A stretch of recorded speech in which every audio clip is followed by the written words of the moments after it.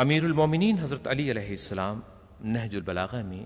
چند اوصاف کا ذکر کرتے ہوئے ارشاد فرماتے ہیں: عقل مند کا سینہ اس کے بھیدوں کا مخزن ہوتا ہے، اور کشادہ روئی محبت و دوستی کا پھندا ہے، اور تحمل و بردباری عیبوں کا مدفن ہے۔ یا اس فقرے کی بجائے امیر المومنین علیہ السلام نے یہ فرمایا کہ صلح و صفائی عیبوں کو ڈھانپنے کا ذریعہ ہے۔ امیر المومنین حضرت علی علیہ السلام نہج البلاغہ میں عیوب و محاسن کے بارے میں ارشاد فرماتے ہیں: بخل ننگ و عار ہے، اور بزدلی نقص و عیب ہے، اور غربت مرد زیرک و دانا کی زبان کو دلائل کی قوت دکھانے سے عاجز بنا دیتی ہے، اور مفلس اپنے شہر میں رہ کر بھی غریب الوطن ہوتا ہے،